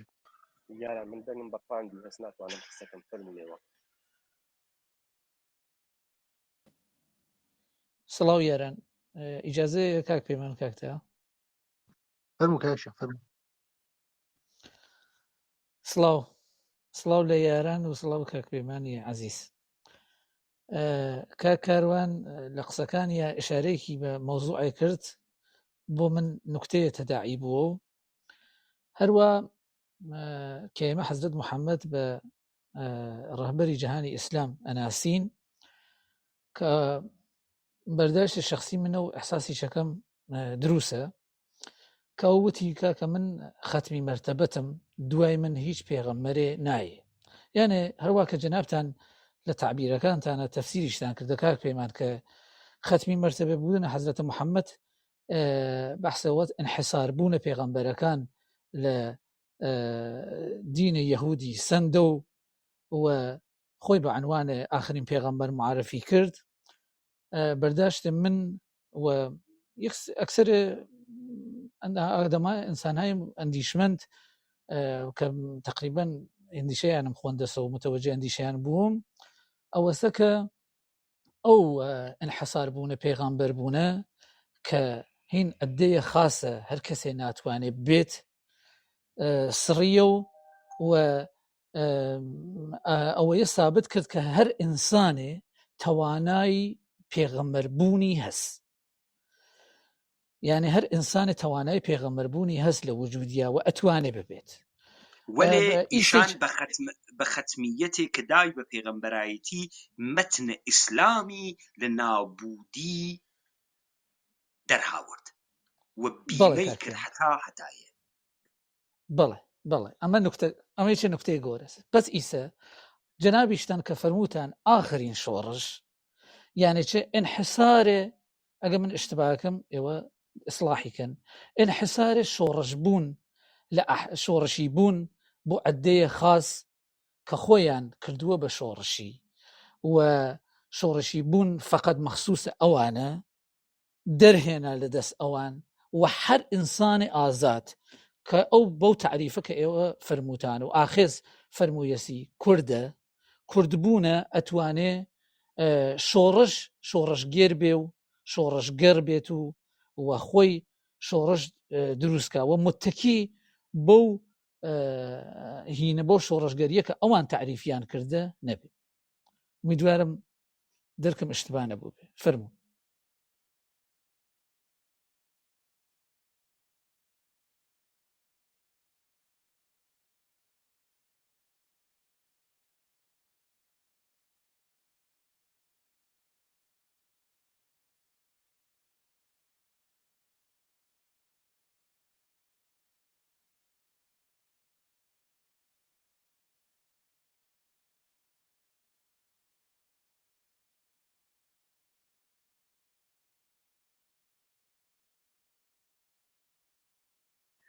من ئێشێم بەحسە وردە جەم بکەمەوە چوون وەختمە و سوورەتە نامێنێت. ئەگەر ئەجازە بدەن سەریع جەمی بکەمەوە دەنگم تێت. بەڵێ کاکجان فەرمون ئیدامە بدەن. بارنەمە سەر ئەمریکا بەم تعریفەی کە وتمان ئەگەمە سەر یەک نوکتەی مهمێک گەرەکمە بێژمی دەرکە متعارف ئەمەسە و من دەرکە متعارفم وت، بەڵام ئێستا کە ئێوە خەریکن بەرەو دروستکردنە مەسئلە ڕۆن نوکتەیەک مەدە نەزەرتانوێت ئەم نوکتە ئەمەسە و ئەم ئاپشنە فەرامۆش مەکەن. بزانن ئەمانە فکرەکەن کە تۆ معمولە نێشێ لە ڕێگەی کانەکشن و کە ئەدێک بێن دروست کەن و ئەمانە تا کارەکانت بڕواتە ڕێوە. من بە یارانم وت لە جەلەساتە پێشووتری شاوتم دەوڵەتە مۆدێڕن بە پێناسەیەک کە لە ئیعلامیە استقلال ئەمریکا ئەکرێت دا لەبەر ئەم مەوزوعە ئێژن ئین ئەمە بەدیهیە کە خوداوەند کۆمەڵێ حەقە تەبیعی وەکو حەقە حەیات، حەقە ئازادی و حەقە تەعقیبە خوشبەختی بە ئینسانەکان داگە و ئینسانەکان بۆ حفاظەت لەم حقوقە دەوڵەتەکان دروست ئەکەن. خب لەگرا کارە دەوڵەتە مۆدەڕن چییە؟ دان کالایەکە بەناوە ئەمنیەتە عمومی. پس کارە دەوڵەت چییە؟ دانە کالایەکی عمومی بەنامە دەوڵەت. ئەمە لە ئێعلامیە استقلال ئەمریکا بە وزوح بەحسیەکە. خب ئەم دەوڵەتە لە پێناوە دانە ئەمنیەت ئەوە ئەمنیەتە عمومی ئەوەڵین کارێکە ئەیکات مەسەلەن مهرداد و کاکسیا هەرتکیان لە تەمامیەتە قودرەت ئەخات تا قودرەتە هەرتک لەوانە لە خۆیان متبەلور بێت و ئەو بتوانێت تحت ناوە حل منازعات و تەزادە ئەمانە فقط ئەوێ کە بتوانێت ئەم تەزادە حلکە. پس لەگرا ئینحسارە قودرەتە گرێ بەدەستیوە. نکتەی دووەم ئەمەسە کە بۆ حفزە خۆی ماڵیات بەسەر شانەتەوە ئەوەسێت و هەزینەگە لە خۆی لە تۆ ئەسێنێت و ئەگەر قەشەنگ بنواڕی پێیە دەوڵەتە مۆدێڕن نەک تەولیدە ئەمنیەتە عمومی ناکا بەڵکە لە ئەسڵا بە ماڵیاتێک لە تۆ ئەیسێنێت تەولیدە ئەمنیەتە بۆ خۆی ئەکا. ها ئەمەی کە تۆ ئێژی هیچ حاکمێتێ ناچێتە ژێرە بار، هیچ حاکمێتی شۆڕشە مەردم تەحمل ناکا، هیچ حاکمێتێ قدرەتێکی تر تەحمل ناکا. تاگرا متوجه بووین. خۆ بۆ ئەم مردمە شان شل ئەکا حاکمیت تێی هەڵەدای واتە سەربازی ڕاتە سەربازی، ئەمە بۆ تۆ نایەتە سەربازی. حاکمیت دەنەوێت لە کلکی وەکو دەورانە حکوومەتە سەدام حوسێن کە سەربازی بلا حدود و بێ سنوور بوو و مشخص نەبوو تۆ چەندێ سەربازی هەبوو 12 ساڵ سەرباز بوو و یەک قەرانشی پێ نەدا و بعنوان سەرباز سفر خەریک بوو باجی ئەدا بە حکوومەت.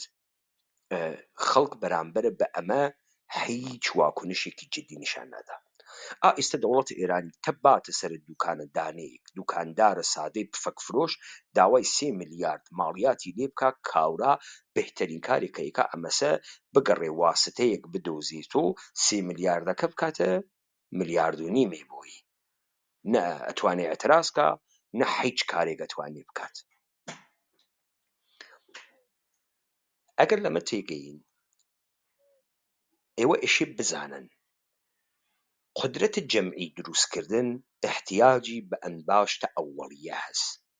ئەم ئەنباشتە ئەووەڵیە ئەگەر دەوڵەتێ تۆی دروست کرد لە ڕاستای منافعە خۆیان عناصر سوست عنصر ئەدۆزێتەوە و ساپۆرتیان ئەکا تا ئالتەرناتیڤ سازی بکە.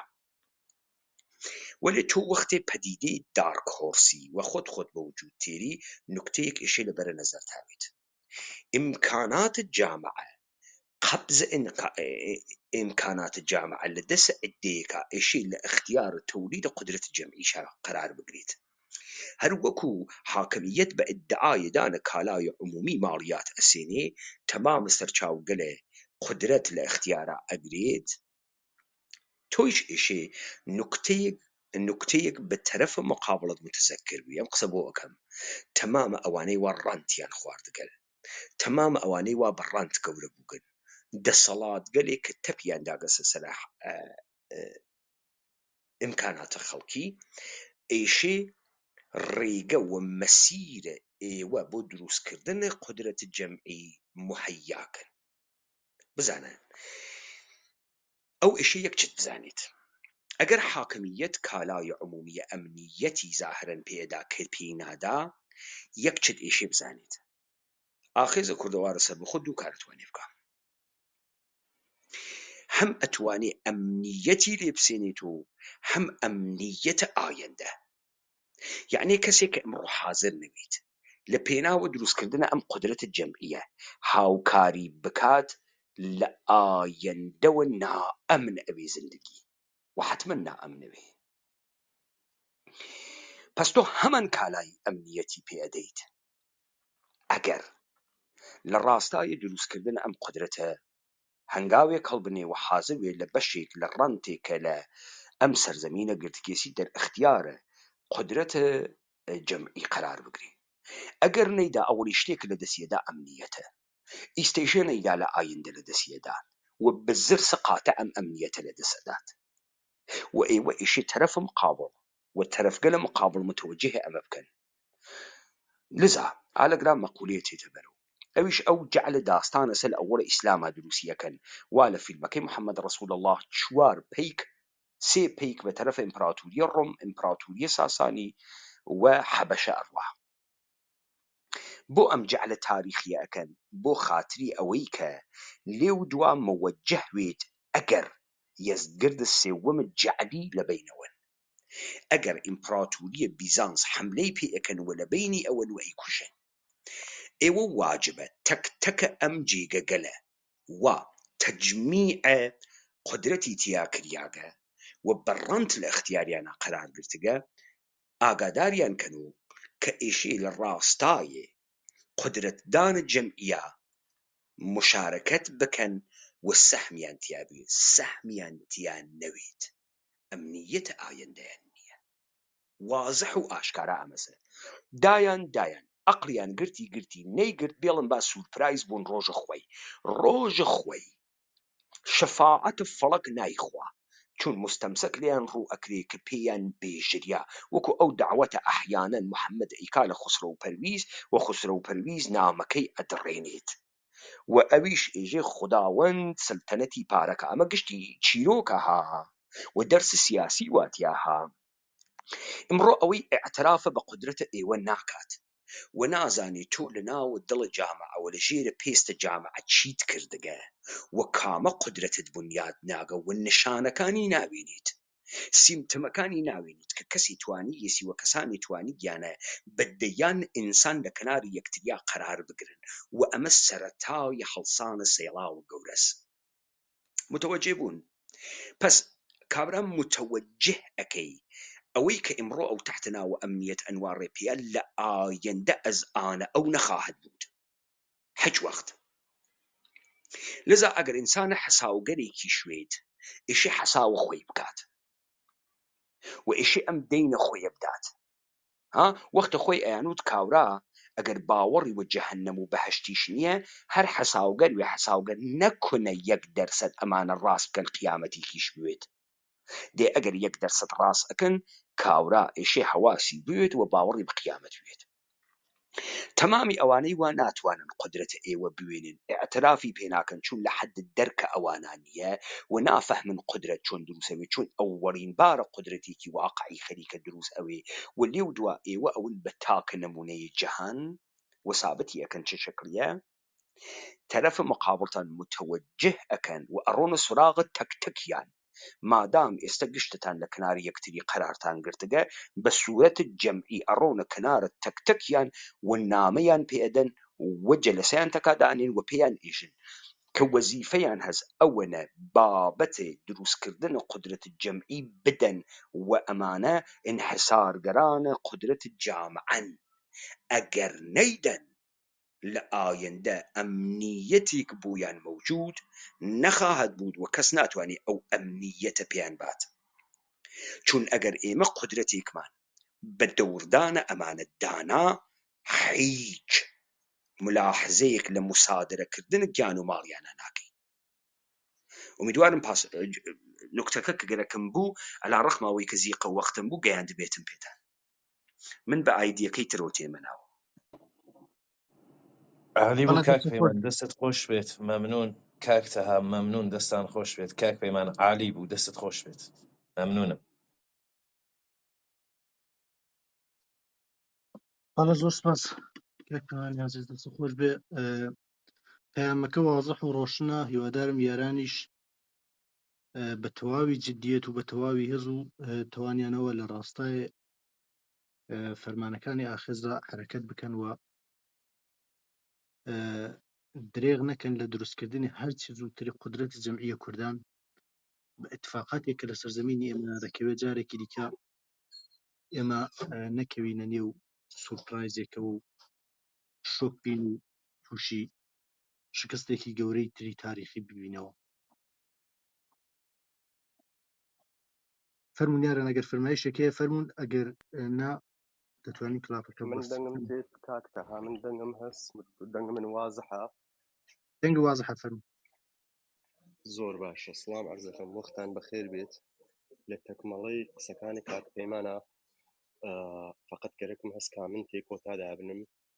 ئەو یارانەی کەوا لە بەشی حەلیمە ئەقدامیان کردە بۆ دانانی بنکەیەکی بۆ خۆیان بارگای کوردانیان دانیاگە بۆ یەکەم جار بێ لیستێک تەهیە بکەن لە تەواوی ئەو کەسانەی کەوا ڕاندهای حاکمیەت لە اختیاریانە قەراری گرتگا بە وەسیلەی ئەو ڕاند کە لەتوانی گیانە بۆ خۆیان دەور و دوکانی بنە یەکە و فەسادێکیان دروست کردگا و توانی گیانە لەگەلێک چوار و پنج و پانزە بپێون ئەبێ بەنەوەیەک کۆڵەکەیەک بنەژێر ئەم بارگای کوردانە چۆن مەنافع خۆیان بەو جۆرە ئیجا بکات لە ڕاستای ئەمنیەتیانە ئەگەر بەو جۆرە نەوێت و هەر نوع مقاومەتێک بکەن بە زەرەری خۆیانە و ئەم کوشتارە فرە جددیە دەستان خۆش بێ من فقط گەرەکم بوو ئەوە بێژم بەڵێ زۆر سپاس بۆ ئێوە خۆ ئەوەی کە وازح و ڕۆشنە ئێمە هیچ شتێکی شاراوەمان نییە و ئاخز لە ڕۆژی یەکەمەوە کوتێتی هەر جۆرێکە لە ئاخزنامەدا هاتووە بە ئاشکرا و بە دوور لە هەر جۆرەکردەوەیەکی نهێنی و شاراوە تەواوی ئیمکاناتی حوزەیە ممکنات بۆ داوەت دەکا بۆ ئەم ڕەوەندی بوونە و ئەمە باعث دەبێت کە ئێمە با تەوەجۆ بە مەتنێک کە بەدەستمانەوەیە و با تەوەجۆ بە ڕەوایەتێک کە بەدەستمانەوەیە کە تەولیدکردنی قۆدرەت و سەروەریە لێرەدا نە شەکێک هەیە نە گومانێک هەیە نە ترسێک هەیە و لە ڕاستایە تەولیدی ئەو قودرەتەوە ئەو سەروەریە کە بۆ جەمیعی کوردانەوە هیچ کەسێک قەتعەن لێی بێبەش نابێت بە پێی مەتن و ڕەوایەتی ئاخێز لە هیچ شتێک درێغ ناکرێ و هەر ئەو جۆرەی کە کاکپەیمان باسان کرد سەروەری ئایندە لەم سەرزەمینە ئەزئانی کەسانێکە کە لە ڕەوەندی دروستکردنی ئەو سەروەریەدا بەهاکەشی دەدەن و هەر کەسێک ئامادەگی تێدا نەبێت ئەم بەهایە بدات بە خوێن بە ژیان بە ماڵ بە هەر شتێک کە لە دەست وە لە توانماندا بێت دەبێ ئەمە دروست بکەین و هەر بەو لەو ڕاستایشدا تەولیدی قودرەتێک کە دەیکەین تەولیدی قودرەتێکی جەمعیە بە پێی مەتنی ئاخێز فەرموون یارە کاکتا ئەگەر ئیجازە بێت من بە دەنگم باشە کاکتا چکە سیارە لێ خڕۆم بەڵە کاکی ژان فەرموون باش وەڵام من نقطەیە کە ویستم بیری خۆمان و یارانی تریش کە لەم کڵابە مەوجودن بیری بخەمەوە ئەوەیە لە ڕاستای تەحلیلەکەی کاکپەیمان لەربارەی دەوڵەت بزانە تۆ ئەکسەریەتی ئەوانەی خەریکی نووسینی فەلسەفەی سیاسی بوون لە ڕاستای شیکردنەوە بەعزێکیان لە ڕاستای پوسەڵکردنەوەی خودی دەوڵەت کاریان کردو بۆی کە قودرەت کۆ دەکاتەوە ئیحساری دەکات و خەڵکی دەکات بە ڕایەتی خۆی کاکپەیمان ئێستا لە تەفاسیلی ئەوەی کە باسی دەوڵەتی کرد کە نقطەیەک لێرەدا مهمە خۆی زۆر جاری تر ئیشارەی پێکردو ئەوەیە کە ئینسانی ئاخێزی وەکو چۆن خۆی خەریکە بەرز هاوارەکات و ئیدعای ئیدە و فکری خۆ و ئیمانی خۆیەکات نقطە جەوهەری ئەم قودرەتە لەوەوە دێت ئینسانێکە لە پۆزیشن دەرهاتووە ئینسانی مەحکوم ناتوانێت بە شێوازی ئەمە تەحلیل بکات و بەرەنگار بێتەوە و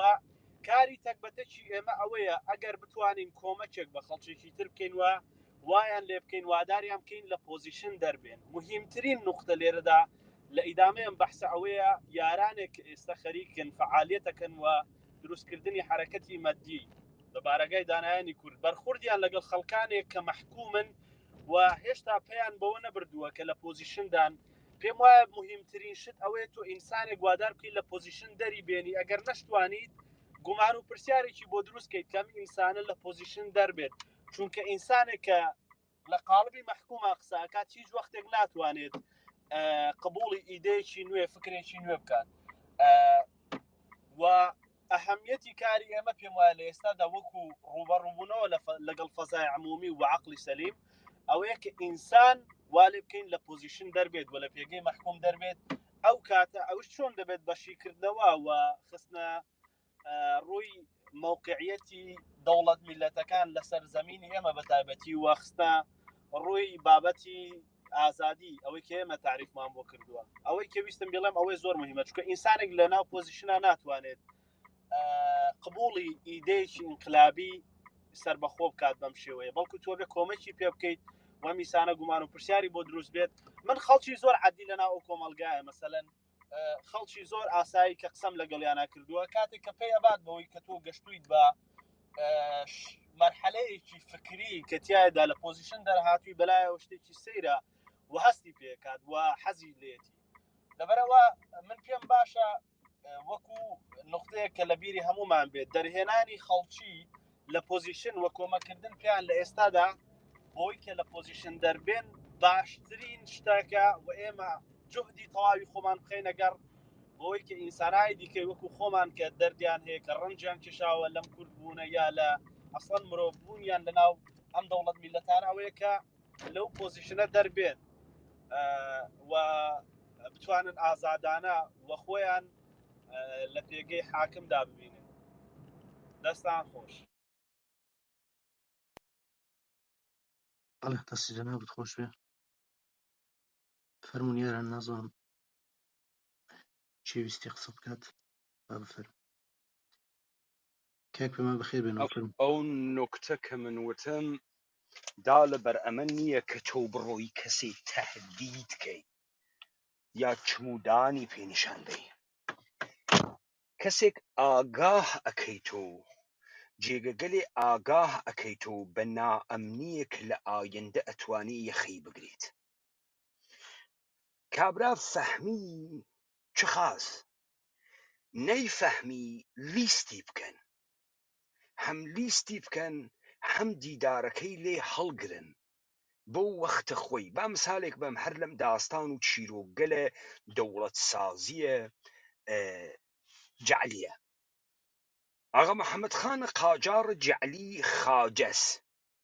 یعنی ڕواڵەتە پیاگانەیەکی نییە موو بەردەم و چاوی سەوز نەوگە دەنگە زیقێکی نامەتڵوبی هەست کە نە ژنانەس نە پیاگانە ئەم ئاغا کە لە دەهاتە تارانە نگەهداری ئەکرێت سەهمیەیەکی هەست حکوومەتی لە خۆراک و ئەمانە کابرایە بەقاڵ کە سەهمیەیە ڕۆن ئەدا بە ئەم ئاغا لە قیافەی خاجەیە ئەم ئاغا خۆشی نایێت دەرنەتیجە کەسیفتەرین و گەنتەرین ڕۆنە ناوە دوکانی پێئدات تەحماندە پەسماندە بۆگەنی و فاسد ئەدا بە ئاغا محەممەد خان ئاغا محەممەد خان حیج ئێترازێ ناکە ڕۆنەکە هەڵەگری بەڵام زمانێک کە بە قودرەت ئەگا قاوەکە ئەژێ بڕۆن فلانە بەقاڵ بێرن فلانە بەقاڵ کە تێرن کاورای بەقاڵن وارڕێتە قیافەیە ئاغا محەممەد خان یەکسرە متوجه ئەوێت کە چه اتفاقێکی وەکەوتکە ئەکەوێتە تکاولاڵەکردن کە لێی بگوزەرێت ئاغا محەممەد خانە قاجار لێی ناگوزەرێ وە ڕۆنەکە ئەتاوێنێتەوە لە ناوە ڕۆنەکە وەکو پفەک سووریەکەات بزانە متوجه بووە کابرا باج دانایی یا نادانی خۆی ئەدات متوجهی بکەن کە جەهانە ئایندەیەک کە ئێوە تیا شکڵ ئەگرن بۆ ئەو نائەمن ئەوێت با من ئەوتانە پێبێژم مەسەڵەن کابرا هەڵگەڕیاوە ئەهیوت کابرا لە نیشانەهای گەورەیەکەی ئەمەسە کە ئەگەر کەسێک سەر بەخۆیی خواز بوێت ئەستەقلال تەڵەب بوێ ئێوە لەگەڵ ئەوە چی ئەکەن تانکی بۆ تێرن ئەی کوژن ئۆکەی ئێوە لە ناوە ئەم جامعە بە عنوانە ئینسانە متعەینە مەردەمە تەعەیون پەیا کردگە قەستمەند مەوجودن چیتان پێیەکەن دانە دانە ئەتان کوژن بنبڕتان ئەکەن ئیدەکەتان ئەسیدی پیا ئەکا لە بین ئەچێت دێ ئەگەر فکرەکەن ئەم ڕێگە موەفەقە هازا کوی هازا مەیدان دەریغی مەکەن بەڵام با کابرا یەکشت بزانیت ئەمە ئیتمامە حجەتکردنە لەگەڵە کابرا بەیانی گلەیی وا لەم لە خۆیە بەیانی ئێمە ڕوو بە جامعەی کوردەواریش هیچ شتێکمان لەسەر شان نییە وەختە خۆی لە دەرگای ئەمانە دریا لەم ڕانتەکە لە مردمە دزیان بە هەزاران جەنایەت سەحمێکیان نەگەڕاندەوە بۆ تەولیدە قودرەتە مردم و ئەمانە لە خستنە بەردەبەرە پێ وە سەرکوبکردن وە سەختکردن مەسیرە لەگەڵە دوژمن هاو دەست و هاو داستان بوون مثالێکتان بۆ بێرەمێژێ کابرایەک جوولەکە لە شارە سلێمانی کاسبێک بۆ مثالە حەقیقیە من لە خاتراتە باوا گەورەیە کەسێک بیستک بە ئێژە کابرایەکی سەرسەریە لات بوو هاتە حوجرەیە ئەم کاورایە جوولەکە کە حوجرەیەکی گەورەی بوو پوڵێکی فرەی بوو کوڕێکیشی بەلاوە بوو کوڕە جوولەکەکە وتی کاورای سەرسەریە بەناوبانگە چەقۆکێشە سلێمانی هاتە حوجرەی کاورا وتی فڵانە کەس ئێشێ مەسەڵەن 10,000 دینارم بە قەرز پێ بدەی